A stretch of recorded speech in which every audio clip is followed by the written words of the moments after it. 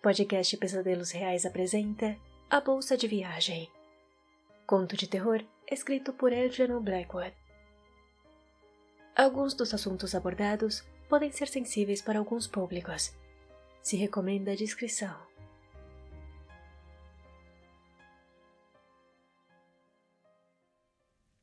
Quando a palavra inocente ecoou pelo tribunal lotado naquela escura tarde de dezembro, Arthur Wilbraham, um conhecido advogado criminal e líder da defesa, foi representado por seu advogado júnior.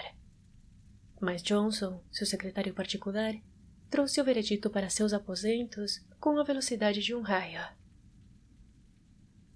Pensei que era isso que esperávamos, e pessoalmente estou feliz que o caso tenha terminado, disse o advogado sem mostrar nenhuma emoção. Não havia nenhum sinal particular de alegria pelo fato que a defesa de John Turk, um assassino insano, tivesse sido bem-sucedida, pois ele sem dúvida sentiu, como todos os que haviam acompanhado o caso, que nenhum homem havia merecido tanto a forca quanto Turk. Eu também estou feliz, disse Johnson. Ele havia estado sentado na corte por 10 dias, observando o rosto do homem que havia cometido com detalhes insensíveis um dos assassinatos mais brutais e a sangue frio dos últimos anos. O advogado olhou de relance para seu secretário. Eles eram mais do que empregador e empregado. Por razões familiares e por outros motivos, eles também eram bons amigos. Ah, agora que me lembro. Você vai viajar durante o Natal? Vai patinar e esquiar nos Alpes, não vai? Se eu tivesse sua idade, eu iria com você, disse ele com um sorriso gentil. Johnson riu. Ele era um jovem de 26 anos, com rosto delicado e de traços finos. Agora eu posso pegar o barco da manhã, mas essa não é a razão pela qual estou feliz de que o julgamento tenha terminado. Estou feliz pelo fato de não ter mais que ver o rosto horrível daquele homem. Isso tem me atormentado. Aquela tez branca, com cabelo escovado sobre a testa, é uma coisa que nunca esquecerei. E a descrição da forma que o corpo desmembrado foi envolto em cal e embrulhado naquela... Não pense mais isso, meu caro amigo.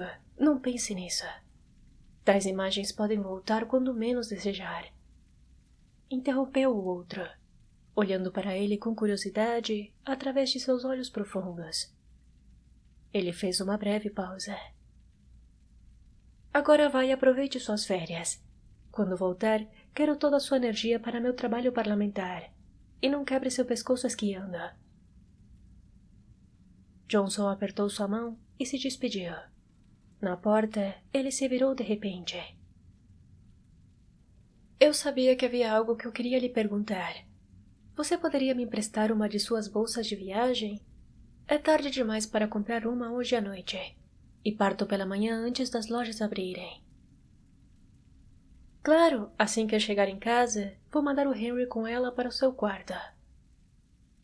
Prometo cuidar muito bem dela, disse Johnson agradecido, encantado de pensar que dentro de 30 horas ele estaria perto do sol brilhante dos Alpes no inverno. A lembrança daquele tribunal criminal era como um pesadelo para ele. Johnson jantou em seu clube e foi para Bloomsbury, onde ocupou um aposento em uma daquelas casas antigas e desoladas, onde os quartos são muito grandes e altos. O piso abaixo dele estava vazio e sem móveis, e embaixo desse estavam outros inquilinos, que ele não conhecia. Era uma casa triste, e ele ansiava por uma mudança com todo o seu coração. A noite foi ainda mais triste.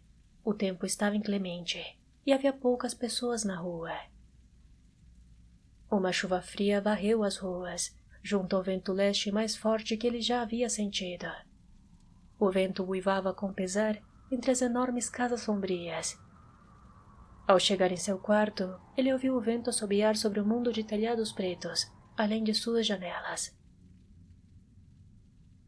No corredor, ele conheceu sua senhoria, que segurava uma vela com suas mãos esguias, enquanto a protegia da corrente de ar. Isso veio com o mensageiro do Sr. Wilbraham, disse a mulher, apontando para o que era evidentemente a bolsa de viagem, e Johnson lhe agradeceu. Vou viajar para o exterior amanhã e ficarei por 10 dias, Sra. Monks. Deixarei um endereço para quaisquer cartas que me forem enviadas. Espero que o senhor tenha um Feliz Natal e que o senhor tenha um clima melhor do que este, desejou a mulher numa voz rouca e ofegante, que sugeria que ela havia estado bebendo. Assim espero também, respondeu o hóspede, tremendo um pouco, enquanto o vento rugia pela rua fora. Quando ele chegou lá em cima, ouviu barulho de granizo contra os vidros da janela. Ele colocou sua chaleira para fazer uma xícara de café e depois tratou de pôr em ordem algumas coisas para sua ausência. E agora devo fazer as malas, disse a si mesmo, rindo, e começou a trabalhar de uma vez. Ele gostava de fazer as malas, pois trazia de volta memórias vívidas das montanhas cobertas de neve, e o fazia esquecer das cenas desagradáveis dos últimos 10 dias. Além disso, a mala em si não era complicada. Seu amigo havia lhe emprestado exatamente o que ele precisava. Uma bolsa de lona resistente em forma de saco, com furos no pescoço para a haste de latão e o cadeado. Era um pouco disforme e não era muito agradável à vista. Mas sua capacidade era ilimitada e não havia necessidade de embalar cuidadosamente. Ele empurrou seu casaco impermeável, seu gorro e suas luvas de couro, seus patins e botas de escalar, seus suéteres, botas de neve e protetores de ouvido. E em cima destes, ele empilhou suas camisas de lã e roupas íntimas, meias grossas, calças curtas e polainas. O traje veio em seguida, caso as pessoas do hotel se vestissem formalmente para o jantar. E então, pensando na melhor maneira de guardar suas camisas brancas, ele parou um momento para refletir. Isso é a pior coisa dessas bolsas de lona. Ele pensou vagamente, parado no centro da sala de estar, onde ele tinha ido buscar um cordão. Já passava das 10 horas. Uma furiosa rajada de vento sacudiu as janelas como para apressá-la. E ele pensou com compaixão dos pobres londrinos cujo Natal seria passado em um clima tão inclemente, enquanto ele estaria deslizando pelas encostas nevadas ao sol e dançando à noite com garotas de rosto rosado. Então ele se lembrou que deveria levar seus sapatos de dança e suas meias de noite. Ele atravessou a sala para chegar ao guarda-roupa no patamar das escadas, onde guardava suas roupas. E ao fazer isso, ele ouviu alguém subindo suavemente as escadas. Ele parou por um momento no pouso, tentando ouvir melhor. Ele pensou que eram os passos da Sra. Monks. Certamente ela estaria chegando com o último correio. Mas os passos cessaram de repente. Eles estavam pelo menos 2 andares abaixo. E Johnson concluiu que eram pesados demais para serem de sua embriagada senhoria. Sem dúvidas, eles deveriam ser os passos de algum inquilino que chegou tarde e foi para um andar errado. Esquecendo o assunto, Johnson entrou em seu quarto e embalou seus sapatos e camisas sociais o melhor que pôde. A essa altura, a bolsa já estava 2/3 cheia e estava erguida sobre sua própria base como um saco de farinha. Pela primeira vez, ele notou que estava velha e suja, que a lona estava desbotada e desgastada, e que obviamente tinha sido submetida a um tratamento bastante rude. Não era uma bolsa muito bonita, e certamente não era uma bolsa nova, ou uma que seu chefe valorizava. Ele não pensou muito no assunto, e continuou arrumando sua bagagem. 1 ou 2 vezes, no entanto, ele se pegou perguntando quem poderia estar andando lá embaixo, pois a Sra. Monks não tinha chegado com as cartas, e o andar estava vazio e sem móveis. De tempos em tempos, além disso, ele tinha quase a certeza de ter ouvido alguém andando sobre as tábuas nuas, com cautela, da forma mais furtiva e silenciosa possível. E além disso, os sons se aproximavam nitidamente, cada vez mais. Pela primeira vez em sua vida, ele começou a se sentir um pouco assustado. Então, como para enfatizar esse sentimento, uma coisa estranha aconteceu. Ao sair do quarto, tendo acabado de arrumar suas camisas brancas, ele notou que a parte de cima da bolsa se inclinava em sua direção com uma semelhança extraordinária a um rosto humano. A lona caiu em uma dobra, parecendo um nariz e uma testa. E os anéis de latão para o cadeado preencheram o lugar dos olhos. Uma sombra ou era uma mancha antiga? Ele não podia dizer exatamente, mas parecia o cabelo. Isso o deixou um pouco abalado, pois era tão absurdo, tão ultrajante, que parecia o rosto de John Turk, o assassino. Ele riu e foi para a sala da frente, onde a luz era mais forte. Aquele caso horrível me veio à cabeça. Ficarei contente com uma mudança de cena e de ares. Ele pensou. Na sala de estar, no entanto, ele não gostou de ouvir novamente aquele pisar furtivo nas escadas e de perceber que estava muito mais perto do que antes e que era inconfundivelmente real. E desta vez, ele se levantou e saiu para ver quem poderia estar se arrastando pela escada acima, a uma hora tão tardia. Mas o som cessou. Não havia ninguém visível nas escadas. Johnson foi para o andar de baixo, um tanto apreensivo, e acendeu a luz para ter certeza de que ninguém estava se escondendo nos quartos vazios da suíte desocupada. Não havia nenhum móvel grande o suficiente para esconder um cão sequer. Então, ele chamou a Sra. Monks por cima dos corrimões, mas não houve resposta. Sua voz ecoou até a abóbada escura da casa e se perdeu no rugido da tempestade que uivava lá fora. Todos estavam na cama e dormindo. Todos, exceto ele mesmo, e o dono das pegadas suaves e furtivas. Suponho que tenha sido minha imaginação absurda. Afinal, deve ter sido o vento, embora parecesse muito próximo e real. Ele voltou para sua bagagem. A esta altura, já era quase meia-noite. Ele bebeu seu café e acendeu outro cachimbo, o último antes de dormir.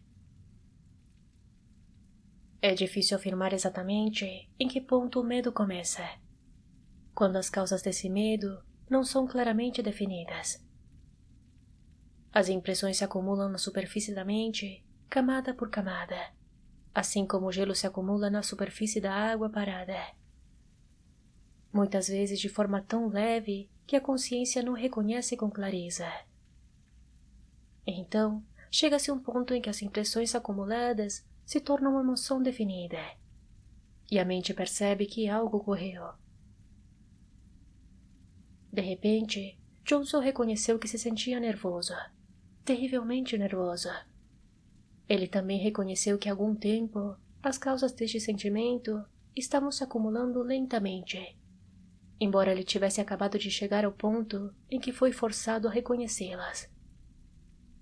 Era um mal-estar singular e curioso que o dominava, e ele mal sabia o que fazer com ele. Ele sentiu como se estivesse fazendo algo ao qual outra pessoa se opunha com veemência.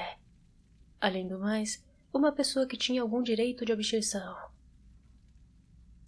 Era uma sensação muito perturbadora e desagradável.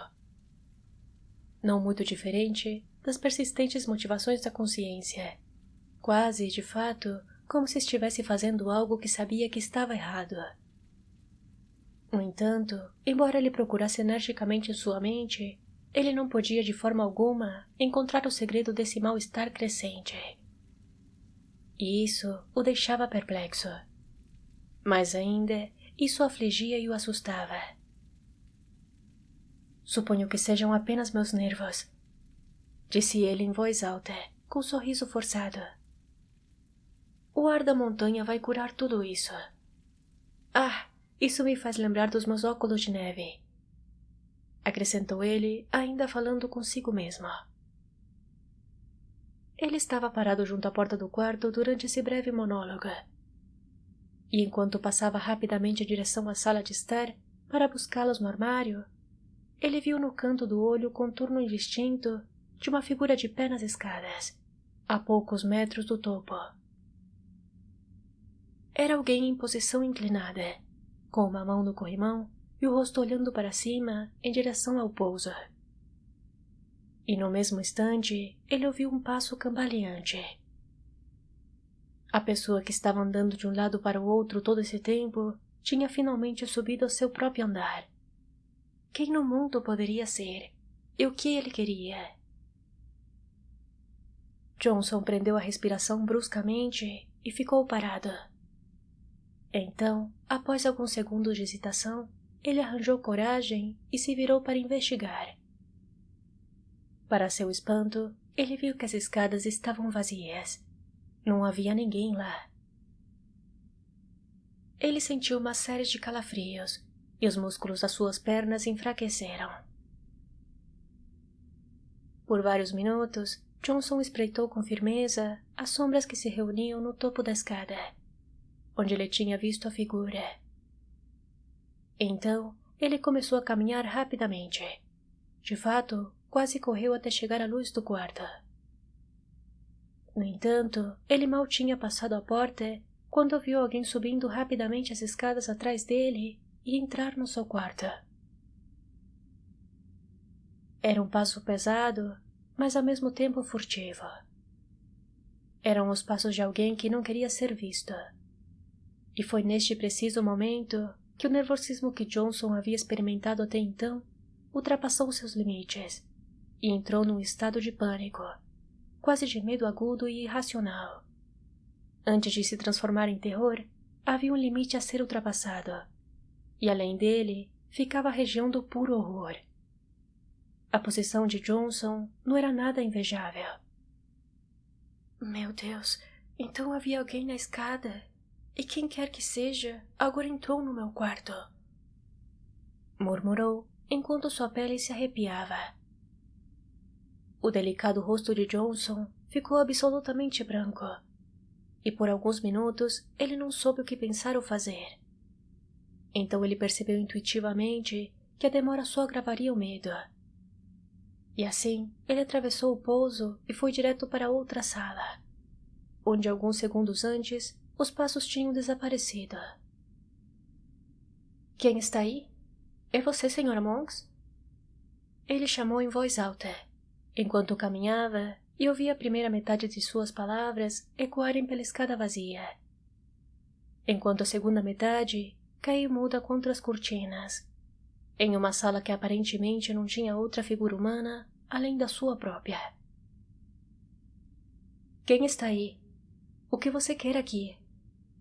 Perguntou Johnson mais uma vez, com uma voz desnecessariamente alta e pouco firme. As cortinas balançavam muito suavemente, e ao vê-las, seu coração pareceu parar de bater por um momento. No entanto, ele se apressou e puxou as cortinas para um lado com pressa. Uma janela fluindo com a chuva foi tudo que os seus olhos encontraram. Ele continuou sua busca, mas foi em vão. Os armários só continham filas de roupas penduradas sem movimento. E debaixo da cama não havia sinal de ninguém se escondendo. Ele deu um passo para trás no meio do quarto e, ao fazê-lo, algo quase o fez tropeçar. Virando-se de repente, com uma súbita sensação de desespero, ele viu a bolsa de viagem. Que estranho, não foi aqui que a deixei, pensou ele. Alguns momentos antes, estava certamente à sua direita, entre a cama e o banheiro. Ele não se lembrava de tê-la movido. Foi muito peculiar. O que estava acontecendo aqui? Será que estava perdendo a cabeça? Uma rajada de vento terrível sacudiu as janelas, lançando granizo contra o vidro, com a força de um pequeno disparo. Em seguida, fugiu uivando tristemente sobre os telhados de Bloomsbury. Uma visão súbita do Canal da Mancha no dia seguinte surgiu em sua mente, e o lembrou com força da realidade. não há ninguém aqui de qualquer maneira. Isso é bastante claro, exclamou ele em voz alta. No entanto, naquela ocasião, ele sabia perfeitamente que suas palavras não eram verdadeiras e que nem ele mesmo acreditava nelas. Ele sentiu exatamente como se alguém estivesse se escondendo perto dele, observando todos os seus movimentos e tentando impedir de alguma forma que ele fizesse suas malas. E 2 dos meus sentidos me pregaram os truques mais absurdos. Os passos que eu vi e a figura que vi eram ambos inteiramente imaginários, acrescentou ele, mantendo as aparências. Ele foi para a sala da frente, acendeu a fogueira e sentou-se diante dela para pensar. O que o impressionou mais do que qualquer coisa foi o fato de que a bolsa não estava onde havia deixado. Ela havia sido arrastada para mais perto da porta. O que ocorreu naquela noite aconteceu, é claro, com um homem já enervado pelo medo. E foi percebido por alguém que não tinha o controle total e adequado dos sentidos. Por fora, Johnson permaneceu calmo e seguro de si mesmo até o final, fingindo até o último momento que tudo o que ele testemunhou tinha uma explicação natural, ou eram meras ilusões de seus nervos cansados. Mas no fundo, em seu próprio coração, ele sempre soube que alguém tinha estado escondido lá embaixo, na suíte vazia. Quando ele entrou, que essa pessoa tinha estado esperando a oportunidade e depois furtivamente subiu para o quarto. E que tudo o que ele viu e ouviu depois, desde a mudança da bolsa até as outras coisas que esta história tem para contar, foi causado diretamente pela presença dessa pessoa invisível. E foi aqui, justamente quando ele mais desejava manter sua mente e pensamentos controlados, que as imagens vívidas, recebidas dia após dia, sobre as placas mentais expostas na sala do tribunal de Old Bailey, vieram fortemente à luz e se desenvolveram na sala escura de sua visão interior. Memórias desagradáveis e assombrosas têm um modo de voltar à vida exatamente quando a mente menos deseja. Nos relógios silenciosos da noite, sobre travesseiros sem dormir, durante as horas solitárias passadas por camas doentes e moribundas. E assim, da mesma forma, Johnson não via nada além do rosto horrível de John Turk, o assassino, baixando para ele de cada canto do seu campo de visão mental. A pele branca, os olhos malignos e a franja de cabelo preto sobre a testa. Todas as imagens daqueles 10 dias na corte se amontoaram de volta em sua mente, de maneira involuntária e incrivelmente vívida. Tudo isso é bobagem e nervosismo. Terminarei minha mala e irei para a cama. Estou sobrecarregado e exausta. Sem dúvida, a este ritmo, ouvirei passos e coisas durante a noite toda. Exclamou ele longamente, pulando com a energia repentina de sua cadeira. Mas seu rosto estava mortalmente branco mesmo assim. Ele pegou seus binóculos e caminhou até seu quarto, cantarolando uma música um pouco alto demais para ser natural.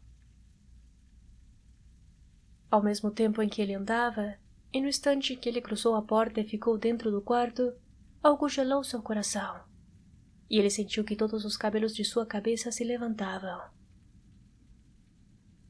A bolsa estava perto dele, vários metros mais perto da porta do que ele havia deixado.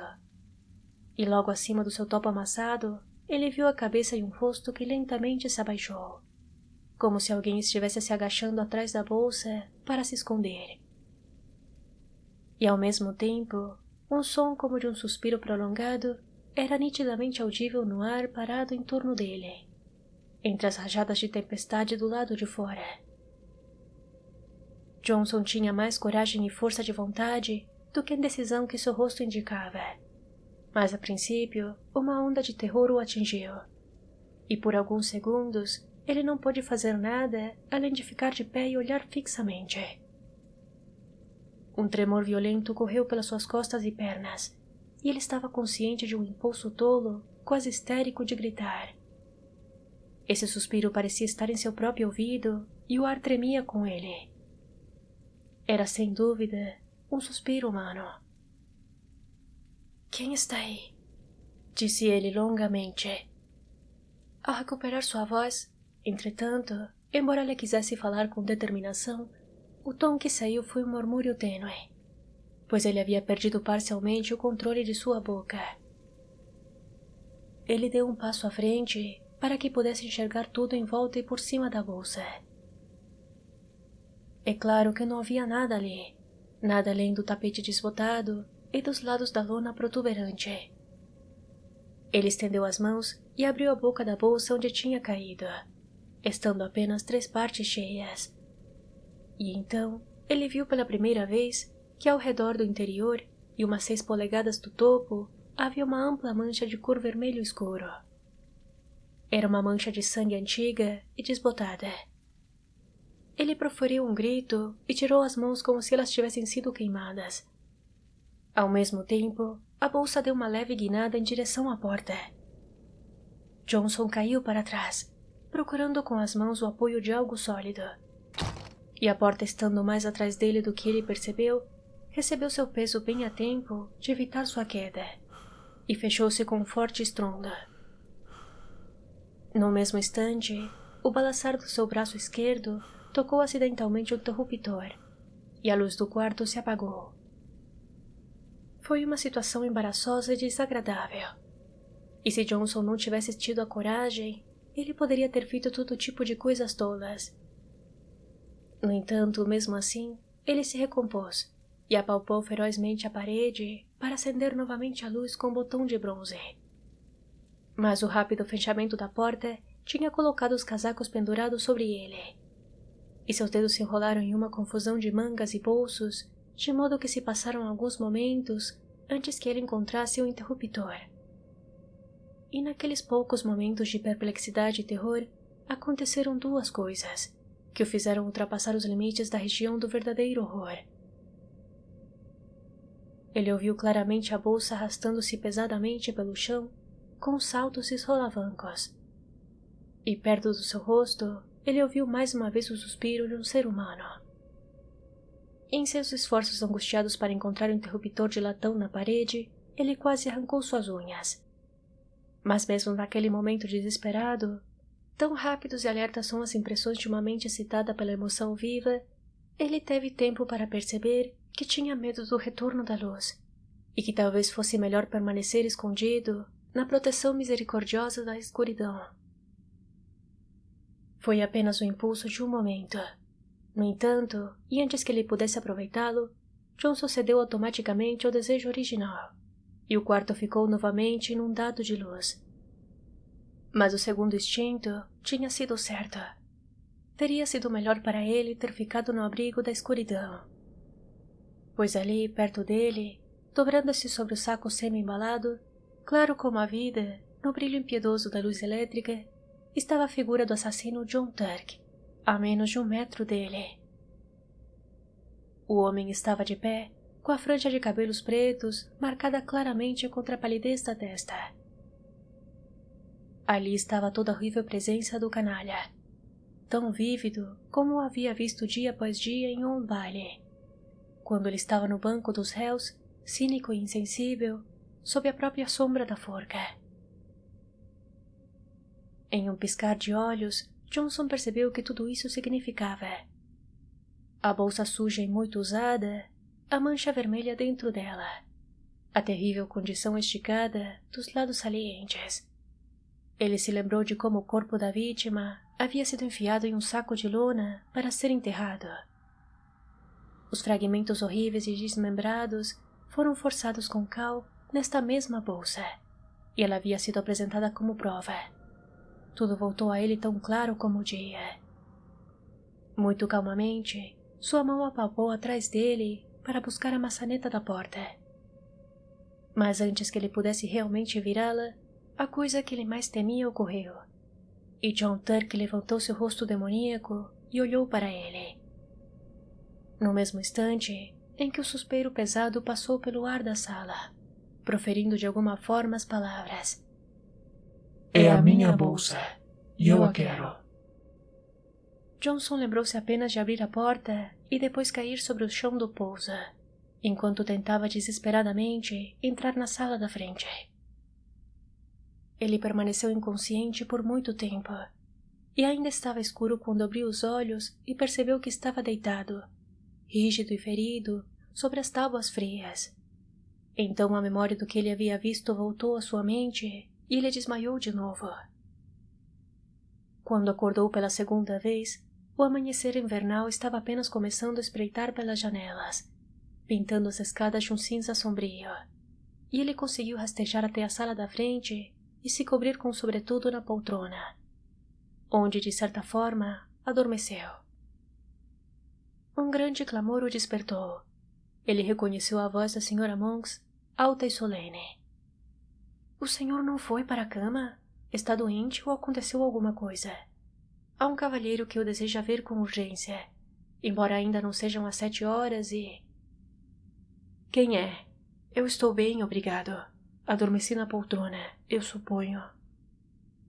Alguém do escritório do Sr. Wilbraham, e ele disse que deveria vê-lo logo antes de ir para o exterior. E eu disse a ele... Por favor, mande-o entrar imediatamente, disse Johnson, cuja cabeça estava girando e sua mente estava cheia de visões terríveis. O mensageiro do Sr. Wilbraham veio com muitas desculpas e explicou brevemente e sem demora que um erro absurdo havia sido cometido e que a bolsa errada havia sido enviada na noite anterior. Henry, de alguma forma, pegou aquela que estava no tribunal, e o Sr. Wilbraham só descobriu quando viu sua própria bolsa caída em seu quarto, e perguntou por que ela não havia sido enviada a você, disse o homem. Oh, disse Johnson estupidamente. Ao invés disso, eu receio que ele deve ter trazido aquela do caso de assassinato, senhor. Aquela em que John Turk embalou o corpo. O Sr. Wilbraham está muito chateado com isso, senhor. E me disse para vir logo pela manhã com a bolsa certa, antes que você saísse para pegar o barco. Continuou o homem, sem uma expressão em seu rosto. Ele apontou para uma bolsa com aparência limpa no chão que ele acabara de trazer. E eu deveria levar a outra de volta, senhor. Ele acrescentou casualmente. Por alguns minutos, Johnson não conseguiu encontrar sua voz. Finalmente, ele apontou para a direção de seu quarto. Talvez você pudesse fazer o favor de desfazê-la para mim? Basta despejar as coisas no chão. O homem desapareceu no outro quarto e ficou fora por 5 minutos. Johnson ouviu a mudança de um lado para o outro da bolsa e o barulho dos patins e botas sendo desembalados. Obrigada, senhora. E posso fazer mais alguma coisa para ajudá-lo? Disse o homem, voltando com a bolsa dobrada embaixo do braço. O que foi? Perguntou Johnson, vendo que ele ainda tinha algo que desejava dizer. O homem hesitou e pareceu misterioso. Perdão, senhor, mas conhecendo seu interesse no caso Turk, pensei que talvez gostasse de saber o que aconteceu. John Turk cometeu suicídio ontem à noite. Envenenou-se imediatamente após receber sua sentença e deixou um bilhete para o Sr. Wilbraham, dizendo que ficaria muito grato em ser enterrado da mesma forma que ele enterrou sua vítima, dentro da velha bolsa de viagem. E a que horas ele fez isso? Perguntou Johnson. Às 10 horas da noite, de acordo com o carcereiro.